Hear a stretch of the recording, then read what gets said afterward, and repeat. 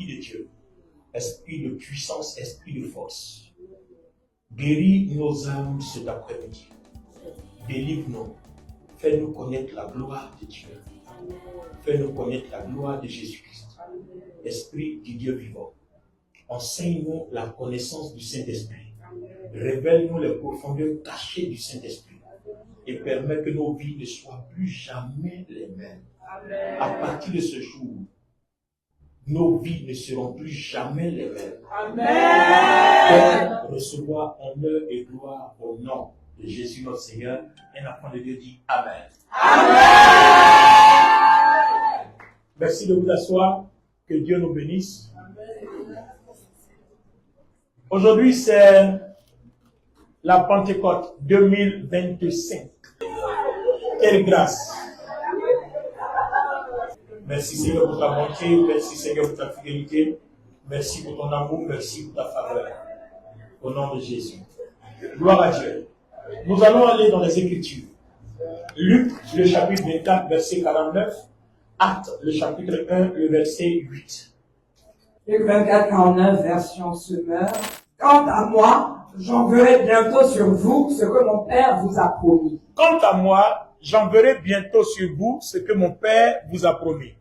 Restez ici dans cette ville, jusqu'à ce que vous soyez revêtus de la puissance d'en haut. Donc ne bougez pas. Restez là dans la ville, jusqu'à ce que vous soyez revêtus de la puissance d'en haut. Allons-y dans Acte 1, le verset 8. Mais le Saint-Esprit descendra sur vous.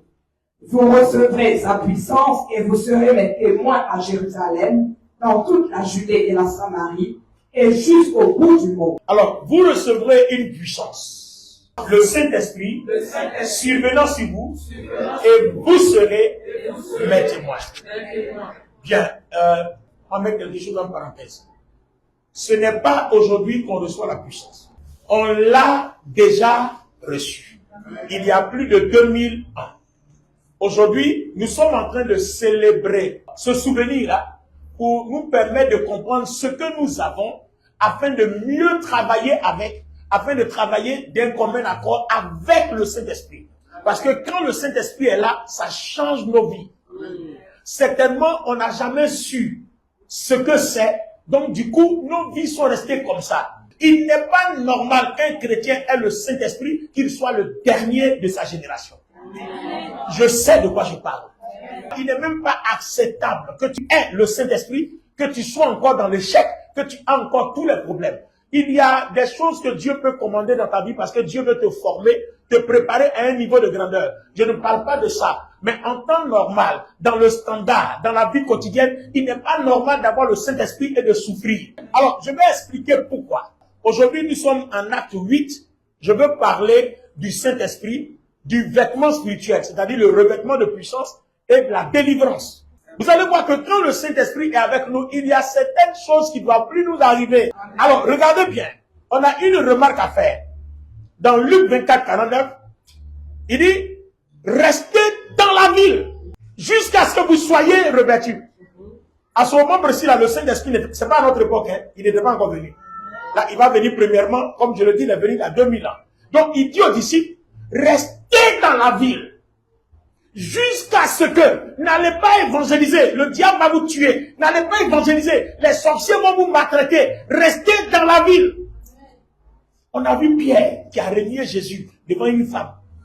Et le même Pierre, après avoir eu le revêtement, il n'a pas eu peur de parler devant 3000 personnes. Il les a impactés et il les a conduits à Christ. Pourtant, face à une personne, il n'a pas pu. Parce qu'il n'avait pas encore, à cette époque-là, le revêtement. À ce moment-là, il n'était pas encore revêtu. Donc, vous voyez que le revêtement change quelque chose. Alors, ça change quoi? Il dit, vous recevrez une puissance. Donc, le vêtement qu'on a, c'est une puissance. Mais regardez bien, on dit revêtement. Regardez la salle. Vous voyez? C'est vêtu. Si on dit revêtement, c'est que soit on enlève ça, on met quelque chose, ou bien alors on met une autre chose dessus. Donc si on dit revêtement, il y a eu un premier vêtement. Alléluia. Donc, si le premier vêtement avait eu toute sa valeur, toute sa bénédiction, toute sa gloire sur ta vie, on n'aurait pas parlé de deuxième vêtement. Ça veut dire que le premier vêtement a ses insuffisances. Il est donc important pour toi et moi de connaître ce premier vêtement-là. Qu'est-ce qu'il est? Qu'est-ce qu'il a? Quelles sont ses limites? Quels sont ses avantages? Ou alors, en quoi est-ce que ce deuxième vêtement est important? Va avec moi dans Ézéchiel, le chapitre 44, le verset 19. Nous voulons voir le premier vêtement. Nous savons que dans le jardin d'Éden, quand Dieu descendait, il n'y avait pas de vêtements. Il descendait, il parlait directement à Adam, et puis il retourne. Après le péché, on va parler de vêtements, parce qu'il faut que les gens soient purs, il faut que les gens soient saints, il faut éliminer le péché. Donc Dieu va parler d'un vêtement, et puis après il va parler maintenant de revêtement. Lorsqu'ils sortiront pour aller dans le parvis extérieur, dans le parvis extérieur vers le peuple, oui, ils ôteront les vêtements avec lesquels ils font le service, pour ne pas, et les déposeront dans les chambres afin de ne pas sanctifier le peuple par leurs vêtements. Très bien. Voilà un premier vêtement dont nous parle la Bible.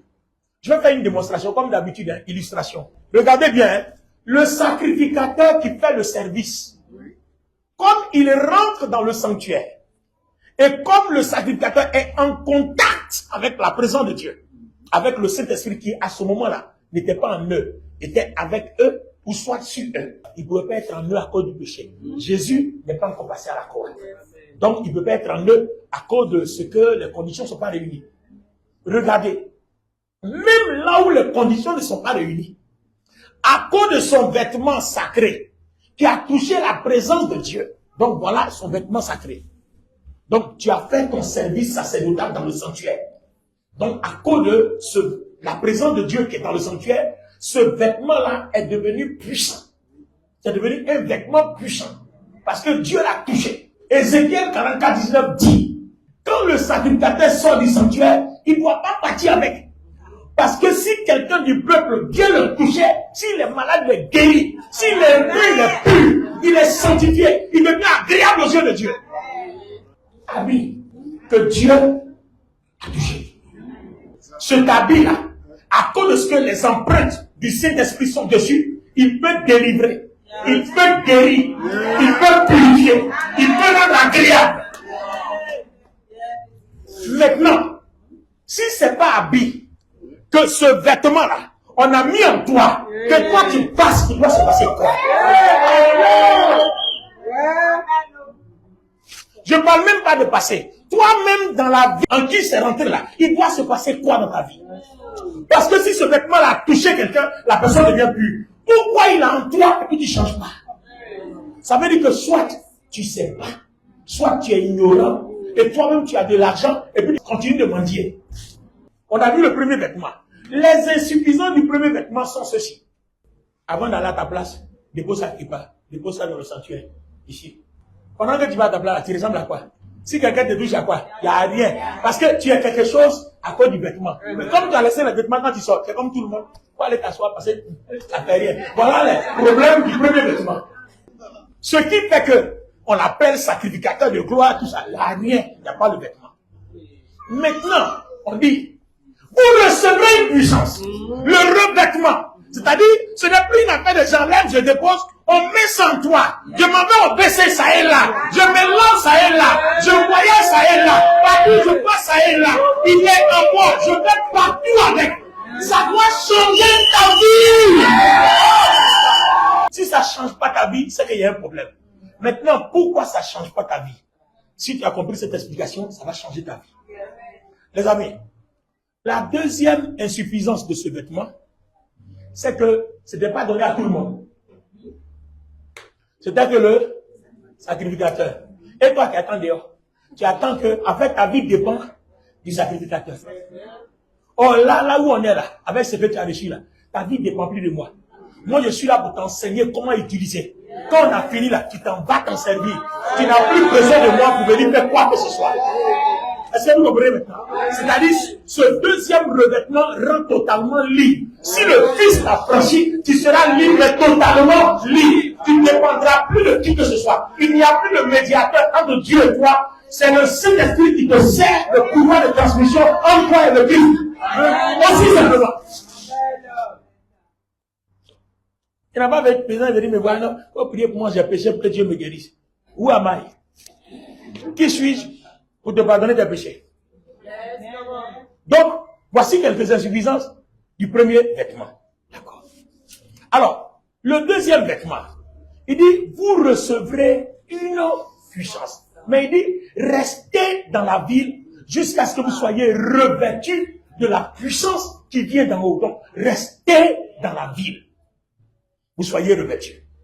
Alors, on va faire quelque chose. Quand le vêtement là, il vient là, où lui s'arrête, prends avec moi Psaume chapitre 104, lis avec moi le verset 1 et 2.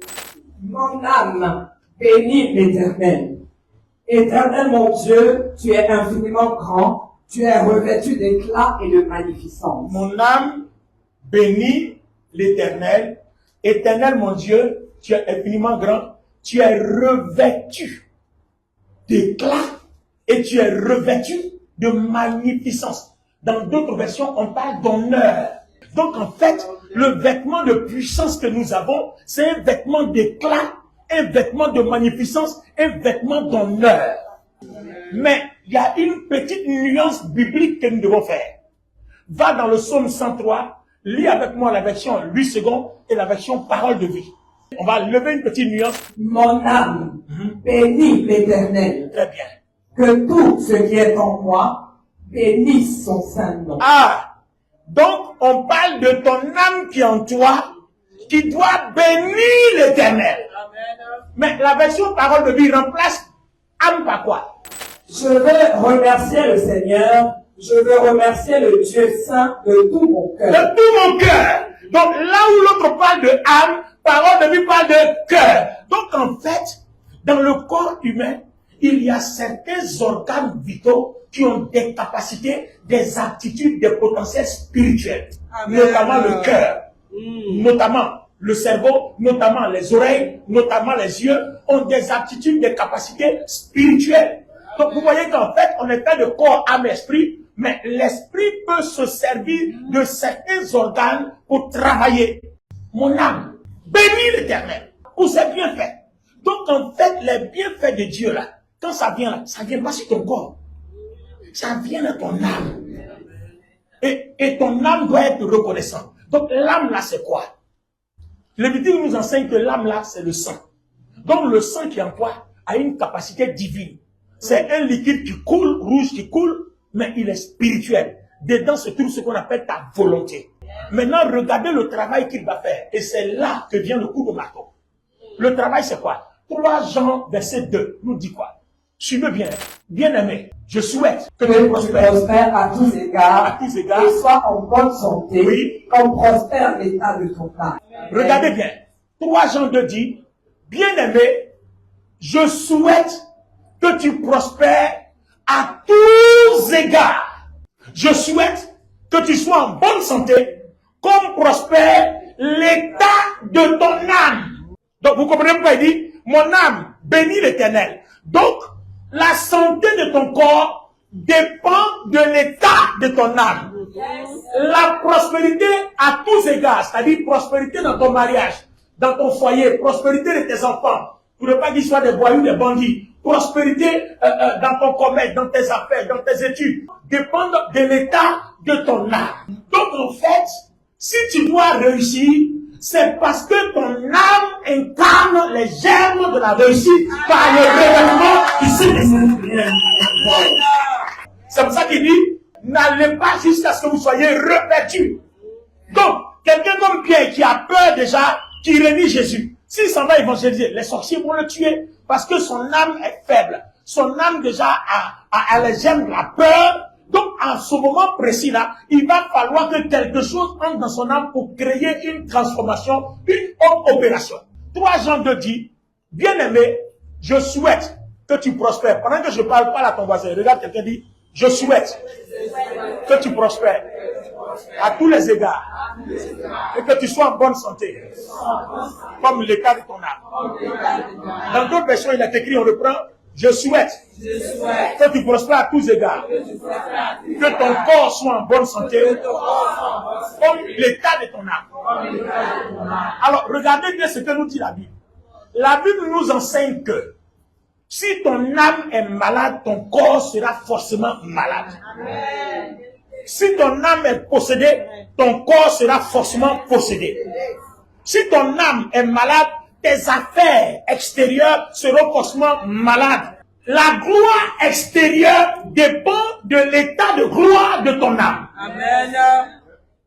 Donc, ce qui crée la prospérité extérieure, le succès et la réussite, c'est déjà le succès et la réussite de ton âme. Si ton âme est enveloppée de ce revêtement de puissance, il n'y a rien à faire. Tout ce que tu vas faire dehors, l'enveloppe qui est dans l'âme là, c'est ce qui accompagne ce que tu fais. Donc, je souhaite que tu prospères à tous les égards comme l'état de ton âme. Donc, l'état de ton âme, ce qui est dans ton âme, c'est ce qui accompagne ta vie quotidienne. Tout ce que tu fais. Vous allez comprendre comment on réussit avec Dieu. La réussite avec Dieu n'est pas compliquée.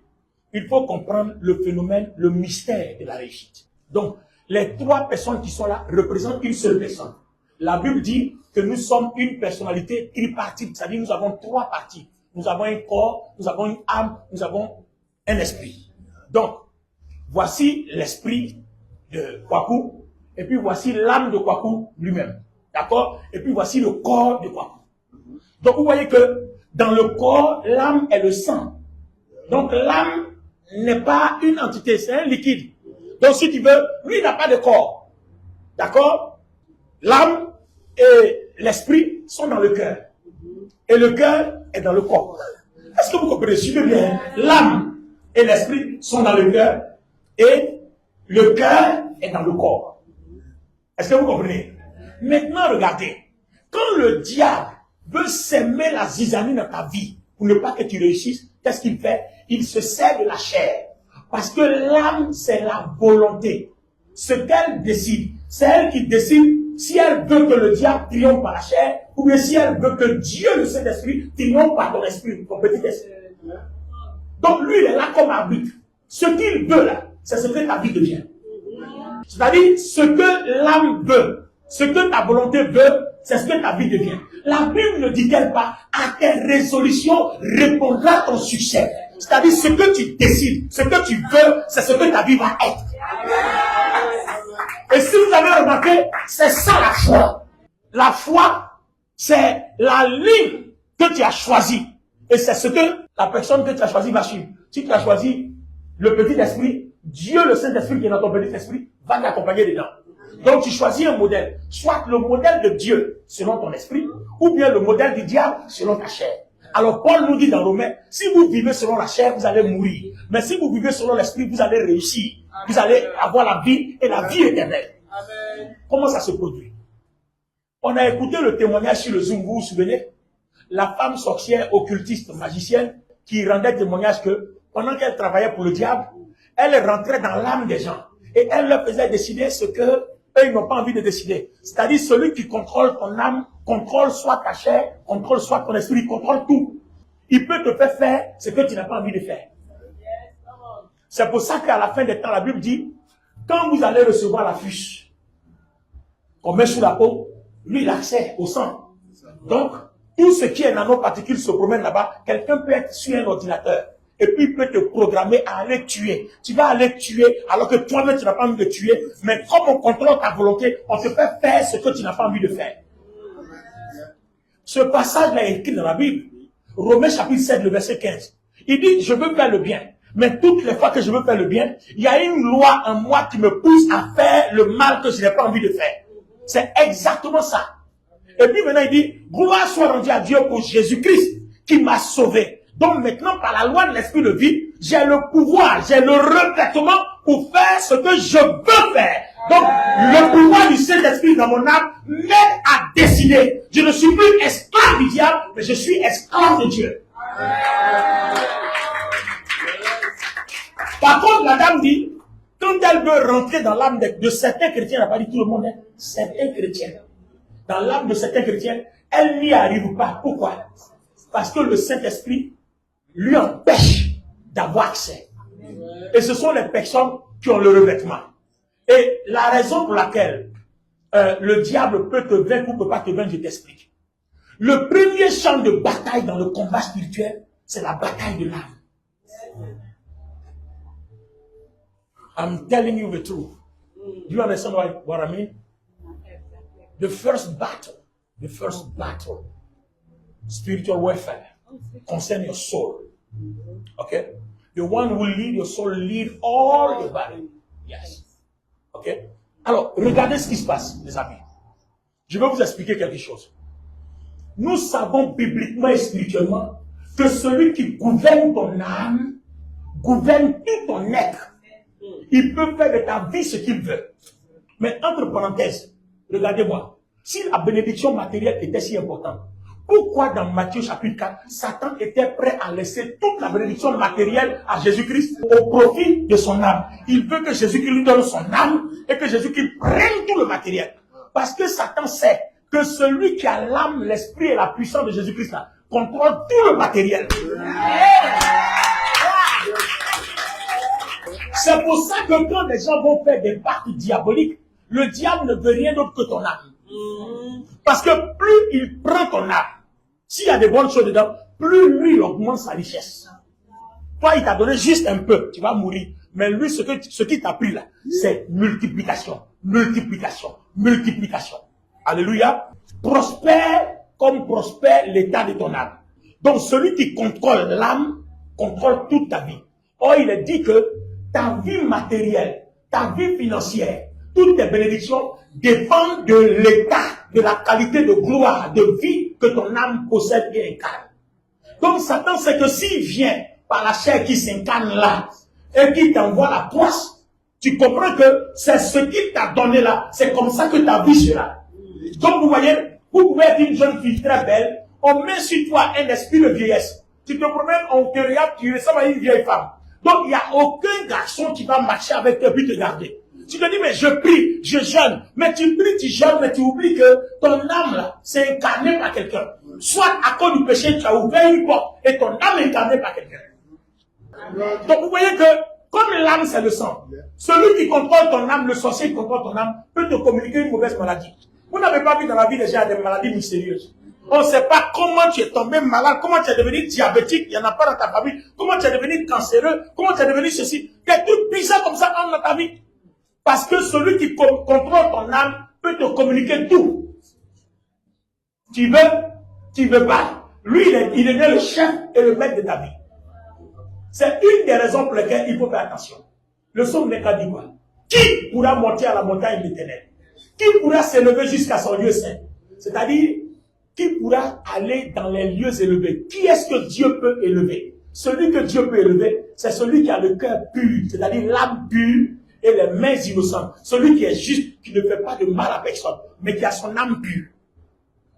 Alors, la première défaite qu'on doit affliger à l'ennemi, à tous les démons, à Satan et ses agents, c'est de conserver notre âme pure. Moins, et même quasiment inutile. C'est-à-dire, il n'y a aucune opportunité d'avoir assez à ton âme, plus tu es béni. Amen. Dieu peut prophétiser sur toi que demain tu seras milliardaire. Si le diable contrôle ton âme, tu ne seras pas milliardaire parce que ce que ton âme est, c'est ce que tu es. Donc la prophétie ne s'accomplira que lorsque ton âme sera en adéquation avec la prophétie. Amen. Donc la première délivrance à accorder à une personne qui vient à l'église, c'est changer l'état de son âme. Yes. Il faut que la qualité de ton âme soit changée. Si ce n'est pas changé, tu as fait ton commerce. Ils vont payer petit. C'est-à-dire, comme tu invoques Jésus, pour ne pas te décourager, là, il y a petit. Mais le jour où ton âme sera de qualité, les clients viennent, les commandes là, tu es débordé. Tu vas me dire, stock est terminé. Il n'y a plus de stock. Attendez. Et puis ils attendaient. Parce que ce que ton âme leur impose là, ils attendent ça. Oh, acclame Jésus. Quand vous allez dans certains magasins, on vous dit stock terminé. Mais stock terminé, vous faites pas, vous faites le rang. Vous attendez. Voilà. Voilà. Vous vous inscrivez et puis vous êtes en attente. Vous attendez votre tour. Alors, la parole de Dieu dit, si ton âme est pure, c'est comme ça que ça se passe dans ta vie. Parce que la qualité de ton âme fait la qualité de tes affaires. La qualité financièrement, matériellement, spirituellement, au niveau des études. Un élève qui a une âme pure réussit toujours à 100%. Il n'y a rien à faire. La seule chose qui peut faire qu'un chrétien ne réussisse pas, c'est que tu es allé t'engager dans une voie où Dieu ne t'a pas envoyé. Parce que la Bible dit qu'un homme ne reçoit que ce qui lui a été donné du ciel. Donc si on ne t'a pas donné, que tu t'en vas forcément prendre, Dieu même ne va pas permettre que tu aies. Mais si Dieu t'a donné, qu'un ennemi veut prendre, Dieu ne va pas permettre qu'un ennemi prenne. Parce que c'est à toi. Et ton âme est pure, et c'est à toi. Ça ne sera donné qu'à toi. Point. Est-ce que quelqu'un comprend? Donc vous voyez que tout ennemi, tout sorcier, tout démon, quand ils viennent, ils cherchent l'accès à ton âme. Regardez ce que la Bible dit. Il dit, l'ennemi rôde. Il dit, cherchant qui dévore. Il rôde parce que il n'a pas l'opportunité d'avoir accès à ton âme. Le jour où tu commets un péché, tu viens et puis s'asseoir. Vous n'avez pas vu que souvent il y a certains péchés pour arrêter, c'est difficile. J'ai aimé sa réaction. Il a dit, voilà, j'ai aimé sa réaction. Ça va faire des années avant de pouvoir. Jusqu'à ce que peut-être quelqu'un qui connaît le message qui est en train de prêcher te dise, il faut qu'on s'occupe de ton âme. Pourquoi, quand le Seigneur est venu, c'est ton âme, il est venu sauver. Parce que c'est là que se trouve le problème. C'est le centre de toutes les batailles. On dit celui qui a les mains innocentes et le cœur pur. Une fois qu'on a réussi à souiller ton âme, ton foyer va aller mal. Ton travail va aller mal. Tout va aller mal. Quand ton âme va mal, ton teint clair devient terne. Maintenant, si ton teint est noir, bon là, je ne parle pas de ça.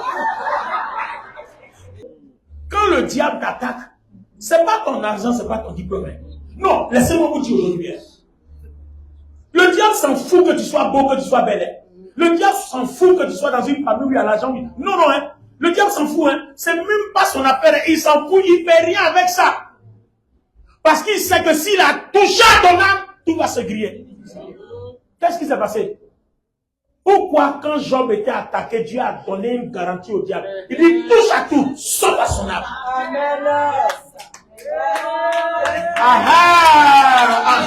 Vous avez compris? Touche à tout, sauf à son âme. Parce qu'il sait que si le diable contrôle son âme, Dieu même ne pourrait plus contrôler les choses. Parce que tout ce qui va rentrer dans ton âme, ça va se réaliser que Dieu veuille ou pas. C'est pour ça que vous avez vu, Dieu même a du mal à contrôler notre libre arbitre. Il ne nous oblige pas. Donc il ne veut pas que le diable ait accès à son âme. S'il rentre là-bas, la bataille est terminée, c'est fini. Donc tous les enfants qui sont morts là, c'est Dieu qui a dit, tue-les, c'est pas grave, mais tu ne touches pas à son âme. Pourquoi? Parce que quand tu as fini de les tuer là, quand tu vas finir ton épreuve, et que Job va démontrer qu'il est fidèle à moi, qu'il aura gardé son âme pure, il va recevoir le tout. Et c'est ce qui s'est passé. Acclame le Seigneur! Alléluia!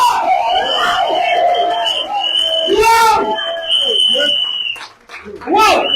Si on ne pousse pas ton âme, paie l'argent, paie les diplômes, paie les relations, paie ton mari, paie ta femme, paie tout. Mais quand Dieu se lève, tout revient. Qu'est-ce qu'il dit? Ta reine Esther. Il y a un décret d'Aman qui dit, tu es la population juive, tu es sa famille.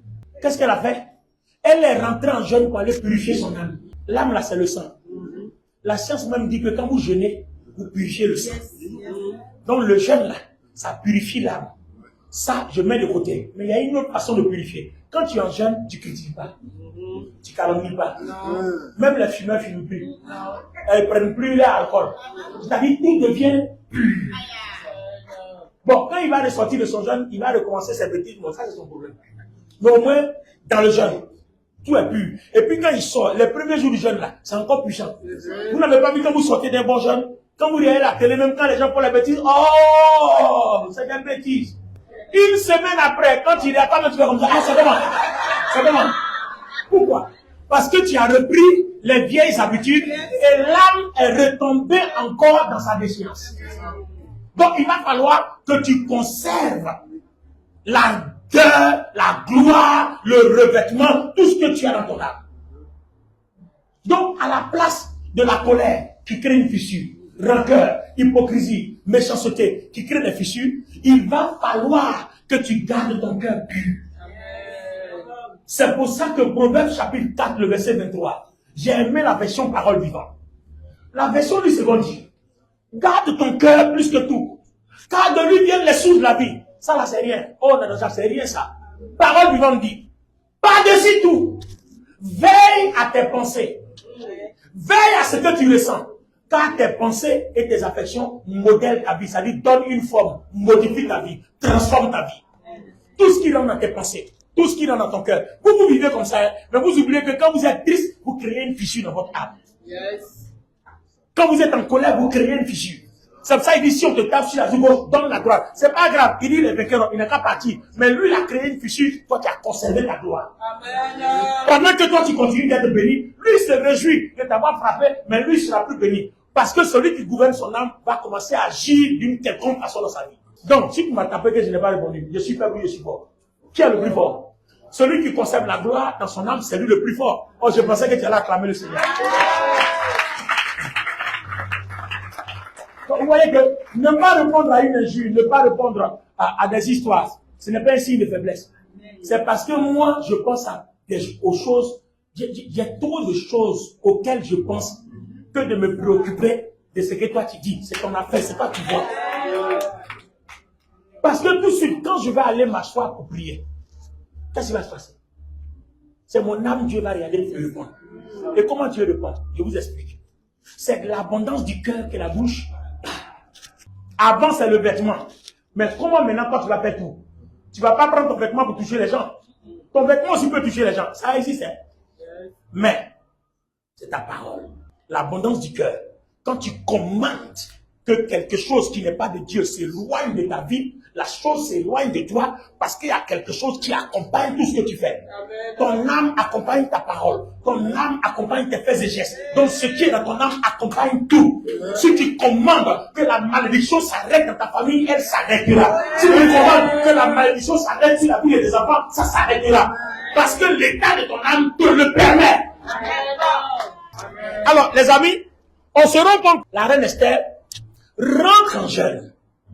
Et quand elle revient, elle s'en va voir le roi. Il y a une loi qui dit, si vous rentrez chez le roi, que le roi ne vous a pas invité, s'il ne vous tend pas son sceptre, on vous tranche la tête. Donc il faut obligatoirement prendre rendez-vous au risque de se faire trancher la tête. Mesdames et messieurs, Esther est rentrée en gêne. Elle va renverser les lois. Je dis, ton âme remplie, revêtue de la puissance du Saint-Esprit, peut renverser les lois, peut modifier les lois. Esther rentre en jeûne 3 jours sans manger, sans boire. Son âme est pure. Cours. Elle rentre. Quand le roi la voit, oh ma reine Esther, oh ma jolie Esther, oh, c'est qui est où? Tu m'as convoqué? Non. Pourquoi tu ris? Pourquoi tu pleures? Pourquoi tu cries? Oh ma reine Esther, il tend son sel et puis dit, même si c'est la moitié de mon royaume devant je te donne. Aïe, c'est qui est où? L'âme a parlé. Son âme a parlé. Oh, son âme a parlé. Son âme a parlé. En prière, tu vas dire, Seigneur, là où je m'en vais là, si j'arrive, je commande et j'ordonne que celui que je vais recevoir soit en joie. Tous les démons qui m'ont précédé pour ne pas que j'ai ce rendez-vous, je commande fire! Fire! Quand tu parles comme ça là, tu as déjà déblayé la route. Donc quand Esther s'en va, tout ce qu'elle a demandé dans son jeûne, Dieu l'a déjà établi là-bas. Donc quand elle arrive, le roi là, il n'a pas le choix. Parce que ce qui est en nous est plus grand que ce qui est en eux, dans le monde. Ils n'ont pas le choix. Et Esther arrive. Ma reine Esther. Oh, il y a quoi? Tu veux la moitié de mon royaume? J'ai déjà fait le testament. C'est ce que tu veux? Viens signer. Et puis c'est fini. Mais attends, c'est parti où? C'est parti où? Son âme. Mon âme. Mon âme. Alors, il y a quelque chose qu'il faut faire pour ne pas que le sorcier puisse avoir accès à ton âme. Il faut que tu gardes ton âme plus que tout. Tout ce que tu penses. Si tes pensées ne pouvaient être que joie. Même quand tu as faim, sois en joie. Ça attire la nourriture. Amen. Je te dis quelque chose. Si tu veux, expérimente. Même quand tu es triste, sois en joie. Ça attire la grâce et la faveur. Parce qu'en fait, il faut t'arranger pour que ton âme dégage des choses de gloire.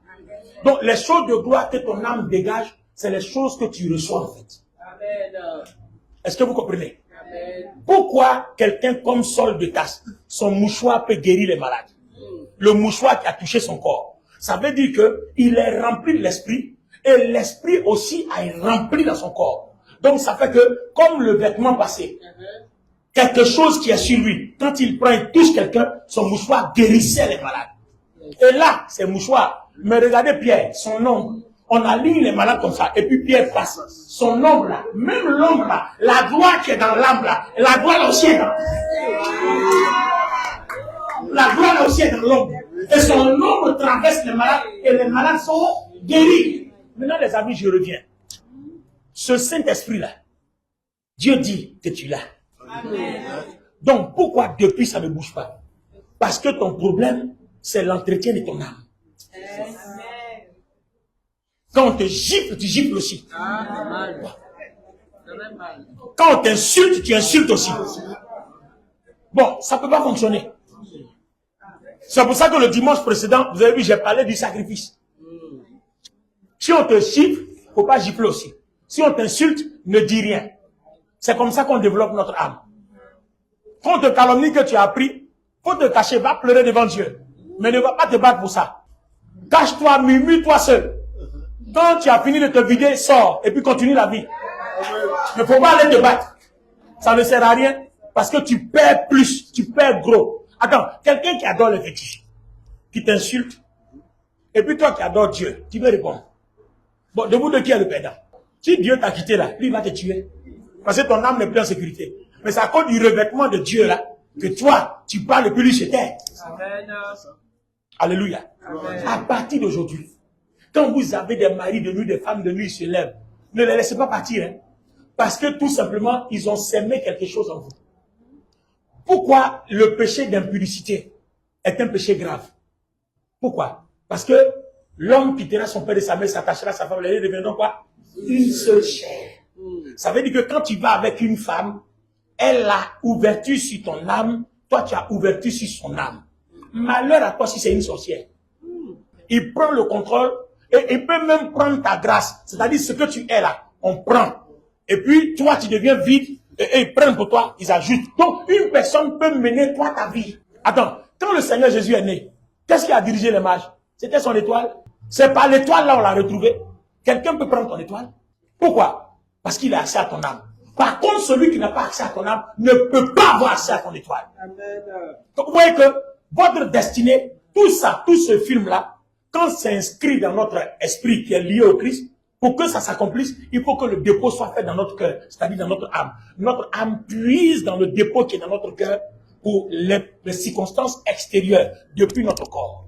Alors, cet après-midi, nous allons changer les données. Je ne sais pas qu'est-ce que quelqu'un a sémé dans ton âme. Je ne sais pas ce qu'ils ont fait. Je n'ai pas envie de savoir. Mais ce que je sais, c'est que quand l'ennemi sème là, nous on a le pouvoir de déprogrammer. Amen. Vous étiez sur le Zoom, vous vous êtes souvenu? Il y a deux messieurs qui sont allés postuler pour un contrat. C'est-à-dire deux architectes qui cherchaient un contrat. Les deux sont allés bien habillés. Il y a un, celui qui est en bleu, était le mieux qualifié parce que son CV était très bon. L'autre, ayant un CV presque nul, va utiliser ses pouvoirs de magie pour jeter un mauvais vêtement sur celui qui a le CV le plus qualifié. Donc, il a transformé le monsieur en une vieille personnalité, un clochard, en un fou. Donc, quand le monsieur arrive, il ne voit pas quelqu'un habillé en bleu, mais il voit un fou, l'aspect d'un fou. Parce que vous n'avez pas compris que ce que ton âme est là, quand vous allez dehors, c'est comme ça qu'on nous voit. C'est pas ton apparence physique. Donc, quand tu t'es lavé, tu t'es habillé, tu as mis ta chaîne, non, ça n'a rien à voir. C'est ton âme là qui fait briller ta pommade que tu as mis, ton vêtement que tu as mis, même s'il est beau, c'est ton âme là qui fait briller ça. Vous n'avez pas vu des gens qui sont bien habillés mais qui ne brillent pas? Je prends un cas. Hein. Vous prenez une femme, elle n'est pas jolie, hein? Mais tous les garçons sont après elle. Parce que comme son âme dégage la puissance, la gloire rayonnante de Dieu, elle est charmante. Elle a du charme. Tout le monde veut d'elle. Mais la jolie là, quand elle passe, il y en a rien comme ça. Ok. Ok. Ok. Mais quand l'autre la passe, et puis toi tu es mais Seigneur, les femmes, je suis plus jolie que telle. Et elle a quelqu'un, je suis plus elle a quelqu'un. Et puis peut-être que Dieu te dit, purifie ton âme, mais tu n'entends pas. Purifie ton âme, mais tu n'entends pas. Purifie ton âme, purifie ton cœur, purifie ton âme, purifie ton cœur, purifie ton âme, mais tu n'entends pas. Sinon, tout le monde est mariable. Tu es couteau, tu es grosso, tu es minceau, tu es maigrichon, tout le monde est mariable. C'est l'état de ton âme qui déterminera qui va te prendre.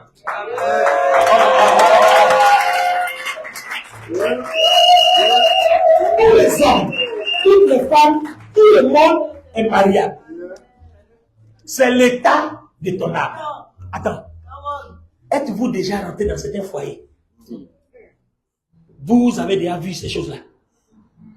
Soit, monsieur, joli garçon, madame ressemble à quelque chose. Ou bien, madame, jolie femme, monsieur ressemble à quelque chose. Et puis, de toute façon, il ressemble à quelque chose. De toute façon, elle est fond de lui. Tout le monde même comprend pas, dit, mais attends, elle ne voit pas quand elle vient. Et puis vous qui êtes dehors, vous êtes là, les deux là vont pas ensemble. C'est votre problème, hein? Ce n'est pas une affaire d'alliance, c'est une affaire de l'âme qui est revêtue. Une fille avait sa grande sœur. Je vous parle d'une histoire. Hein. La petite, tout le monde est fan d'elle. Finalement, elle a décidé, elle a choisi quelqu'un qui voulait la marier. En même temps, la grande sœur est jalouse parce qu'elle dit, moi je suis l'aîné, je ne suis pas marié. Toi, on te marie d'abord. On va voir où ça va passer. Donc, sa sœur s'en va voir un féticheur. Le féticheur fabrique une chaîne. Donc, quand elle vient là, vous connaissez les sorciers là-haut. Eh, ma petite sœur va se marier, ma petite sœur. Vous voyez, on t'a trompé déjà. Hein. Vous n'avez pas dit que tout ce qui rit est forcément gentil. La grande sœur est venue. Ma petite sœur chérie, oh, ma petite sœur va se marier. Elle a pris chaîne, elle a dit, voilà, tiens, si tu mets sur toi, tu seras plus beau, ton gars là, il va mieux t'apprécier. Entre les deux partaient chez lui. Quand elle a pris la chaîne que le féticheur lui a donné, elle a mis au cou de sa petite sœur est devenue comme une vieille femme de 80 ans. Donc, elle aussi, elle prend sa grande sœur et se suivent, alors qu'elle ne sait pas que sa grande sœur est jalouse. Ils arrivent, ils vont arriver voir. Elle arrive, elle dit,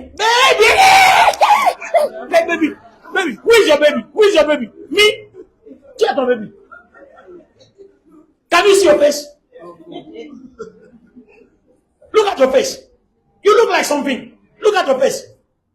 My face is what? Look at your face. Jusqu'à ce que, par la prière, quelqu'un se réalise que c'est la chaîne là. Quand la personne a coupé la chaîne, son visage est redevenu normal. C'est-à-dire, la chaîne là a donné un autre vêtement à son âme. Et le vêtement qui a été donné, c'est l'image d'une femme de 80 ans. Donc, il y a soit un vêtement, certains amis te donnent un vêtement, d'autres te donnent un gâteau. Comme toi, tu ne sais pas aller payer gâteau au supermarché, tu manges. Les gens, ils préparent leur gâteau, toi, tu ne prépares pas pour toi. Les amis, ça dépend, non? Ça dépend. Amen. Amen. Ou bien, mon ami là m'a donné un bon t-shirt. Et le t-shirt là, il est joli, hein? C'est tête lapidus. C'est ta tête lapidus. Quelle tête lapidus? On est venu donner quelque chose pour que tu aies une tête de lapin. Pour que tu aies une tête de lapin.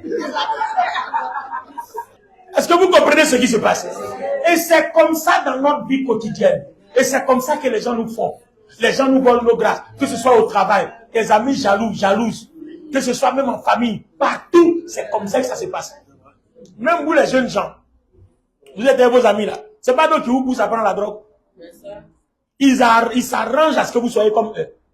Pourquoi? Parce qu'ils réussissent à pénétrer votre âme. Ils vous envoient des pensées. Et comme la Bible dit, veille à ce que tu penses. Et à force d'écouter, ça finit par s'asseoir dans ton âme. Et tu commences à faire. Ces gens d'amis là, faut t'éloigner d'eux. Une fois que tu t'éloignes d'eux là, ta délivrance est ok. Parce que ton âme est en paix. Donc la paix de ton âme est égale à la paix de ta vie. Amen. Veille sur ton âme. Veille sur l'état de ton cœur. Ne te laisse pas séduire par n'importe quoi. Alors, cet après-midi, on va prier. Combat spirituel. On va mettre en déroute tous les démons. Quelqu'un qui a pris ton vêtement, qui allait faire quelque chose à ton insu. quelqu'un t'a offert quelque chose. Et depuis ce jour-là, rien ne va dans ta vie, mais tu ne réalises pas que c'est la chose là. Et la chose là est sûre dans ta maison. Hein. Et tous les jours, ça chauffe dans la maison là-bas. Palabre, avec les enfants, avec tout le monde, tout est mélangé là-bas. Le jour où tu as ressorti cette chose-là pour jeter là, tu seras en paix.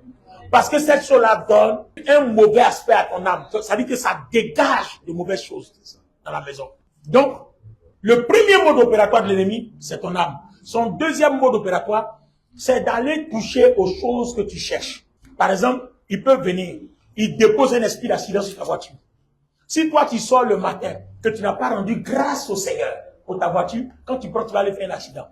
Donc, ils savent que la prospérité intérieure de ton corps dépend de ton âme.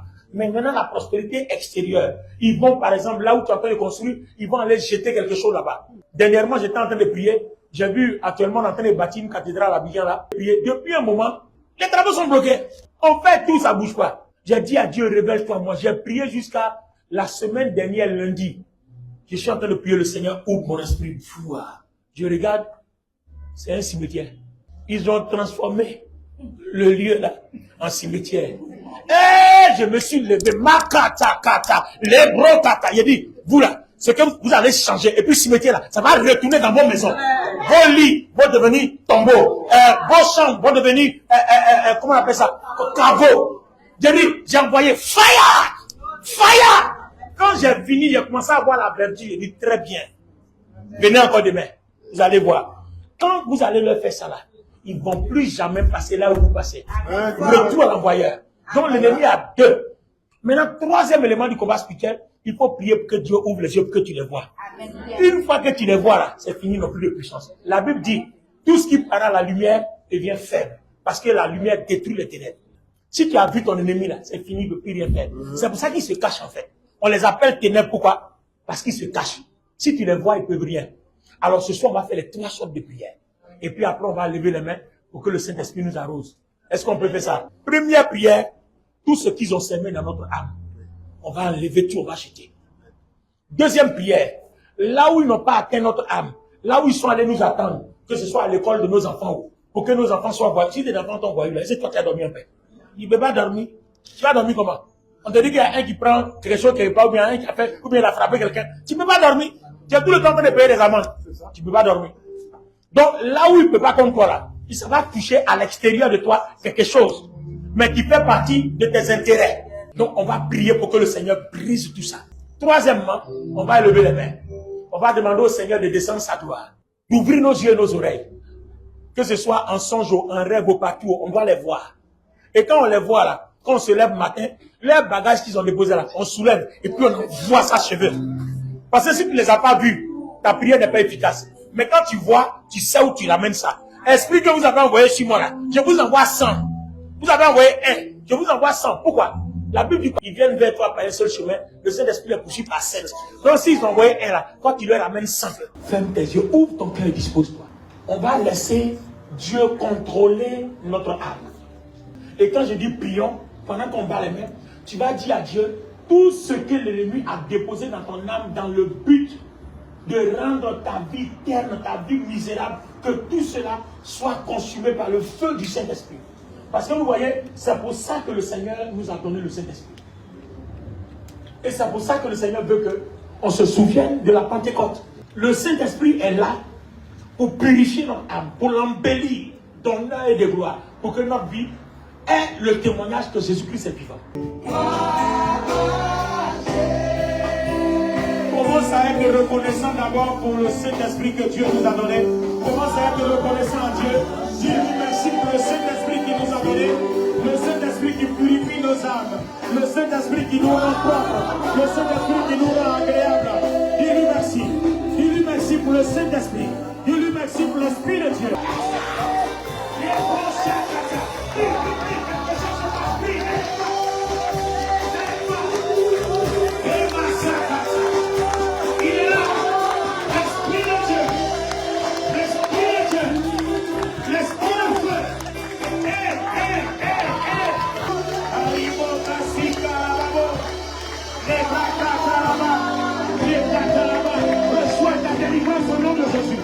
Aujourd'hui, c'est le jour. Today is today. Reçois ta délivrance aujourd'hui.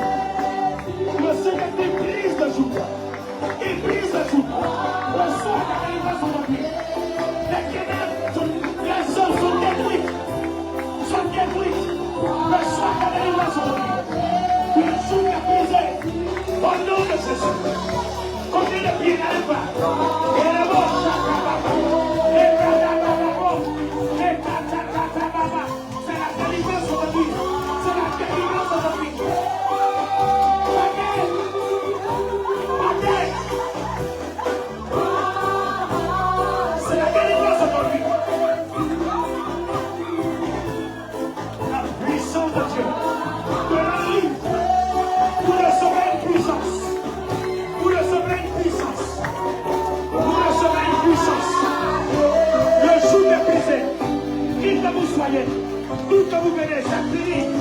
Son âme est purifiée. Le Saint-Esprit est rentré dans son âme. La délivrance opère. Partez, c'est terminé. Partez, c'est terminé. Partez, c'est terminé. Partez, c'est terminé. Partez, c'est terminé. Partez, c'est terminé. La puissance du Saint-Esprit. Le feu consume tous les liens. Tous les liens. Tous les pactes sont consumés au nom de Jésus. Continuez de prier, le Saint-Esprit est libre. Aujourd'hui, c'est la Pentecôte. Le souvenir de la descente du Saint-Esprit.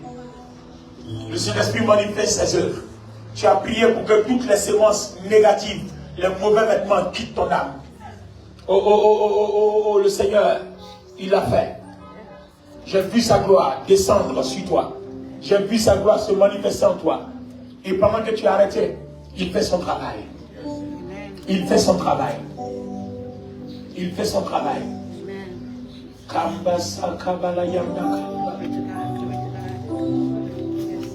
Il est en train de toucher les entrailles d'une femme qui n'enfante pas. Tu cherches un enfant. Je m'adresse à une femme. Je vois tes entrailles. Hey! Je vois tes entrailles. Le Saint-Esprit purifie tes entrailles. Il les libère au nom du Seigneur Jésus-Christ.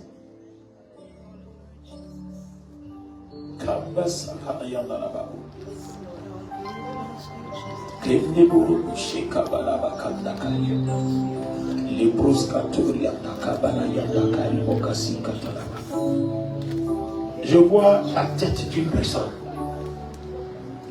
Le Seigneur me montre la tête d'une personne. Je vois depuis le front, passant par le milieu de la tête, jusqu'à une moitié de la nuque. Une douleur qui traverse là. Il y a cette opération-là dans ta vie qui te fatigue.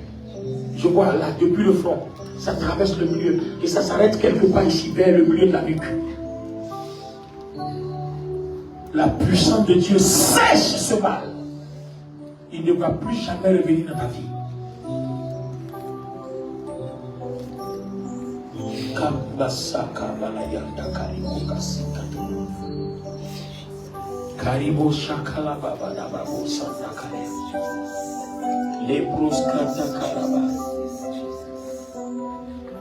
Je suis en train de voir quelqu'un qui a un mal d'appendicite. Pas une personne qui a été déjà opérée d'appendicite, mais une personne qui a un mal à un côté de ton ventre. Et je suis en train de voir un mouvement du Saint-Esprit qui est en train d'évacuer tout ce qui a rempli cette poche-là. Tu vas sentir comme un bourdonnement. Mais la puissance de Dieu opère.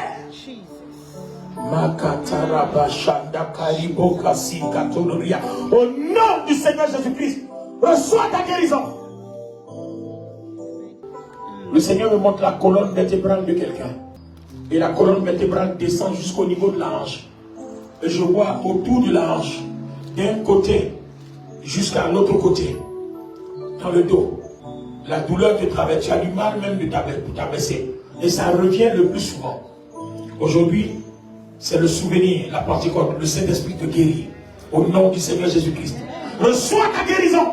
Je vois quelqu'un qui transporte des dossiers. Des dossiers. Ça y est dans ta main. Qui transporte des dossiers.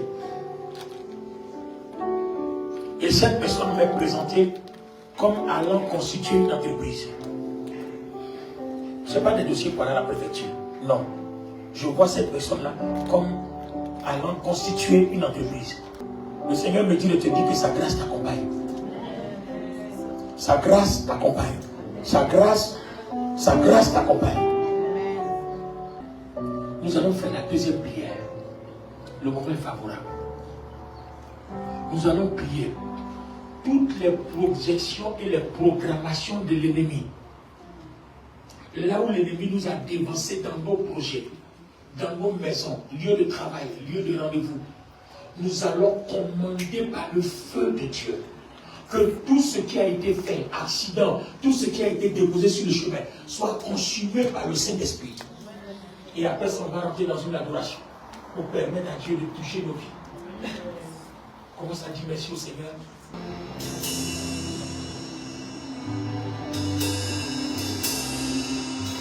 Tu répondras seulement par Amen. Tu répondras seulement par Amen. Ce que je suis en train de voir, c'est qu'à partir de ce culte-là, quand vous allez sortir d'ici, que vous allez partir, vous allez voir que votre vie ne sera plus jamais la même. Amen. Mais conservez l'état de votre cœur pur pour que votre âme reste pure. Votre vie ne sera plus jamais la même.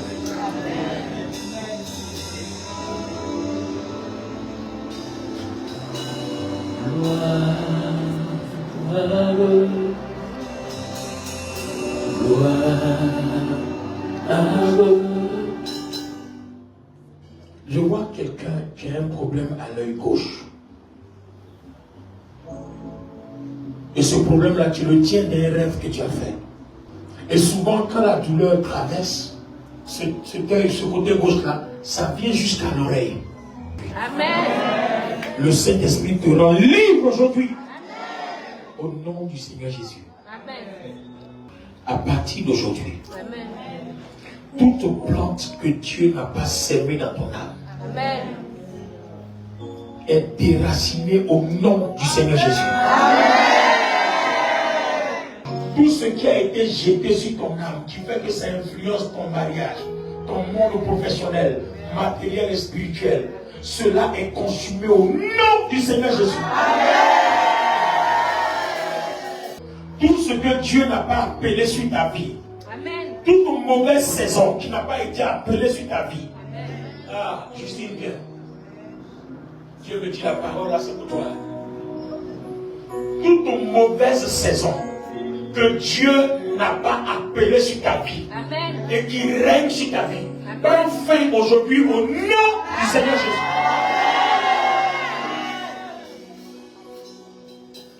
Toute mauvaise saison qui n'a pas été appelée sur ta vie par Dieu, Amen. Soit pour te prouver, soit pour te briser, mais quel ennemi a envoyé pour nuire à ta vie, cette saison-là, prends fin aujourd'hui au nom du Seigneur Jésus. Les saisons de difficultés, de problèmes, de machin, tu vas voir, tu vas venir me témoigner ici que ça s'est arrêté, c'est fini. Amen. Je déclare sur la vie de quelqu'un, par la puissance du Saint-Esprit, qu'à partir d'aujourd'hui, ce que tu commandes est ce qui arrivera à ta vie au nom de Jésus. Si tu ordonnes que ça prenne fin, ça prendra fin au nom de Jésus. Amen. Nous avons reçu les clés pour ouvrir et pour fermer. Je commande que ce que tu ouvriras s'ouvrira. Ce que tu fermeras se fermera. Les saisons malheureuses se ferment. La mort se ferme. La maladie se ferme. La pauvreté se ferme. La misère se ferme. La déchéance de la vie de tes enfants se ferme. La médiocrité de ta vie se ferme. Dieu ouvre une nouvelle saison dans ta maison. Je peux répéter encore. Dieu ouvre une nouvelle saison dans ta maison. Je suis en train de voir une vision qui passe rapidement dans mon esprit. Chacun a une clé. Amen. Chacun a une clé. Amen. Dieu me dit à partir de cette séance-là, désormais c'est toi qui commandes. Amen. C'est toi qui ouvre et c'est toi qui ferme. Ouvre le travail s'ouvrira. Ferme la pauvreté se fermera. J'ai une grâce que Dieu accorde à ton âme. C'est pour ça que ton âme doit bénir l'Éternel. Amen. Je vois les clés entre les mains de chacun. Amen.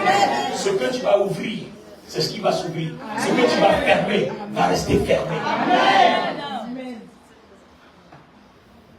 Alors, fais cette dernière prière avec moi, mais vraiment de façon active.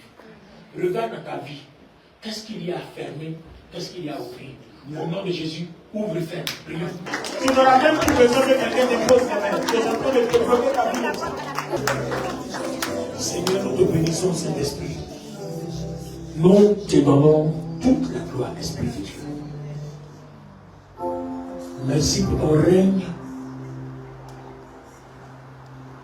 qui opère dans notre âme, qui nous a montré comment tu travailles. Tu as ouvert nos yeux sur comment l'ennemi travaille et comment toi aussi tu travailles. Amen. Et comment on peut empêcher l'ennemi de travailler. Amen. Il veut notre âme. Quand il ne peut pas, il s'en va toucher les circonstances extérieures. Mais maintenant, Saint-Esprit, pendant que nous sommes dans ce calme, ouvre nos yeux et les oreilles de notre âme. Amen. Oh, c'est notre personne. Ouvre les yeux et les oreilles de notre âme. Amen. Permets qu'on voit tous ceux qui sont derrière nos malheurs et nos échecs. Amen. Ouvre nos yeux pour qu'on voit Saint-Esprit. Amen. Ouvre nos yeux pour qu'on voit Saint-Esprit. Amen. Dans les songes, Seigneur, par les révélations. Amen. Ouvre nos yeux pour qu'on voit. Amen. Seigneur, je prie que les yeux de notre âme, les oreilles de notre âme, que notre cœur puisse comprendre, avoir la révélation et le discernement. Amen. Je déclare que cette parole soit scellée en chacun avant de quitter en ce lieu. Au nom du Seigneur Jésus-Christ, donnez-moi cet Amen. Amen. Amen. Amen. Amen. Amen. Amen. Est-ce qu'on peut acclamer très fort le Seigneur?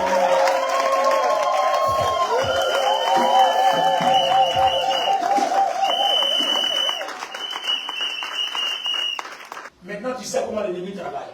Qu'il soit sorcier ou qu'il soit son grand, tu sais comment il travaille. C'est ton âme, il guette. Quand il a ton âme, il a toute ta vie. Il peut regarder dans ton âme, lire ton passé, ton présent, ton futur. Mais quand il n'a pas ton âme, il ne peut pas. C'est Dieu seul qui peut lire ton passé, ton présent, ton futur. Amen. Je voudrais vous expliquer un principe biblique. Écoutez-moi. Le Seigneur s'est révélé à moi ce matin. Les offrandes, les dîmes, les actions de grâce, tout ce que nous faisons. Si nous voulons que Dieu nous les ramène comme des bénédictions, il faut que nous le fassions parce que nous aimons Dieu. Je vous explique. Si vous vous dites, je donne la dîme pour que Dieu me bénisse, ça ne dit te bénira pas. Parce que le Seigneur me dit que son salut n'est pas une monnaie d'échange, n'est pas une transaction. Son salut n'est pas une transaction. Tu donnes parce que tu aimes Jésus-Christ, tu veux que son œuvre avance. Amen. Tu donnes parce que tu aimes Dieu, tu veux contribuer à ce que Dieu soit élevé, qu'il y ait des opportunités pour faire son œuvre. Amen. On ne donne pas parce qu'on attend qu'il nous donne quelque chose en retour. Non. Avant que tu sois sauvé, il nous avait déjà aimés. Avant que tu sois né, il t'avait déjà sauvé à la croix. Donc, il n'attendait pas ton offrande avant qu'il parte à la croix. Quand il était à la croix, tu n'étais même pas encore né. Donc, tu ne viens pas lui donner une offrande pour qu'il vienne faire quelque chose dans ta vie. Il a déjà fait tout ce qu'il doit faire. Donc, tu dois être reconnaissant pour la vie qu'il te donne. Chaque jour, tu dois être reconnaissant. Quand, par exemple, tu as un salaire que tu prélèves la dîme, en fait, ça fait quoi? C'est tout simplement parce que tu es en train d'être reconnaissant à Dieu que c'est lui, c'est son souffle de vie là, c'est sa main de grâce là, c'est ça là, c'est pour cela que tu viens être reconnaissant. Amen. Et tu le fais par amour pour lui. Toutes les actions de grâce que vous faites les premiers dimanches, c'est par amour. Ne le faites pas parce que je viens donner pour qu'il me bénisse. Non. Si tu veux qu'il te bénisse en retour pour que la Bible s'accomplisse, comme on dit, à celui qui donne, il sera donné là. Fais-le par amour pour Dieu. Tout ce que vous faites dans la maison de Dieu, faites-le par amour pour Dieu. Ne le faites pas pour un intérêt personnel. Je donne une offrande, je paye une dîme, ou bien je paye l'action de grâce, parce que Dieu, depuis qu'il paye ma dîme, tu ne me bénis pas. Non. Avant que tu sois né, il était déjà mort à la croix. Donc il n'attend pas que tu aies une transaction avant qu'il te bénisse. Il n'a pas besoin de ça. Il veut seulement que tu fasses tout par amour pour lui. Amen. Il ne faut pas pleurer, non, ils ne t'ont pas eu.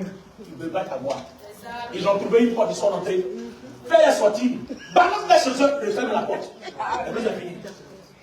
Tranquille.